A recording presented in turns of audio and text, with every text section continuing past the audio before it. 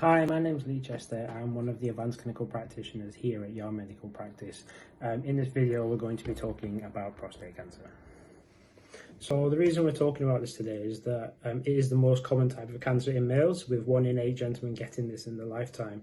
The other problem is that we're not getting the same number of men presenting with this condition, which does suggest that there's a lot of people out there potentially with this condition who aren't coming forward. So the prostate is a gland that sits underneath your bladder. If you imagine your bladder as a balloon and the string that comes down is the tube that we pass urine from, the prostate sits like a ring donut under this balloon and around the tube.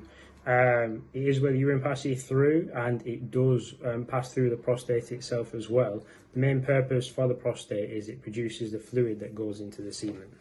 So what is happening in this instance is that the main issue is when it starts to grow. Well, it can grow generally for 2 reasons. It could either be cancerous or non-cancerous. The non-cancerous condition is what we call BPH, otherwise known as benign prostatic hypertrophy. With symptoms for this condition also including anything to do with waterworks, particularly if you have a stronger urge to pass urine. Some people might find that they actually have to kind of strain and give it a bit more oomph to kind of initiate a flow. Sometimes it's also a sensation of not feeling like you've completely emptied your bladder after you have passed urine. In terms of who's at risk, generally people are more at risk of getting prostate cancer, people aged over 50. People of black ethnicities, this is actually dropped down to 45 years old. You're also at increased risk if you have a family history of this, for example, a brother, a father, etc. In terms of testing, this is in 2 parts. There's a blood test and a rectal examination. The test itself is called a prostatic specific antigen, or a PSA for short. It is a fairly poor screening blood test, as it can give a lot of false positive readings. This might mean that if you have a positive blood test, then you will go through further testing and screening, but obviously there is a lot of extra stress while we wait for all of that to come back, especially if it is normal. For this reason, we do need to minimise stimulation to the prostate prior to this test being done. This can be done by not ejaculating for 48 hours prior to the test, also ensuring that you've not had any infections, water infections, etc., any operations on your prostate. And lastly, we might want to delay when we do the test if you had a rectal examination. In short, it is a finger at the bottom.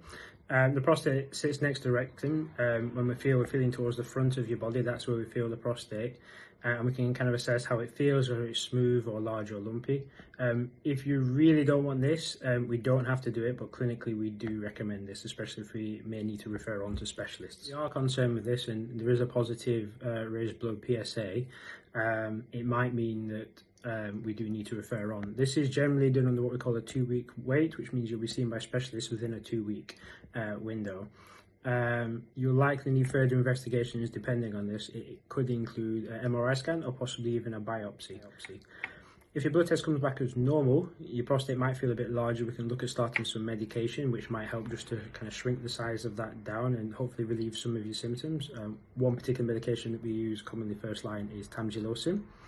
But please, if you are in any of these kind of at-risk groups, don't feel embarrassed or anything like that. I think it's something we all go through as we get older. It's just a natural part of the aging process, but hopefully it is something we can assess and manage, even if it's just symptomatic control. But it's always worthwhile just checking, booking with your GP, one of the clinicians. We'll happily have a look at this for you and see what we can do. Thank you.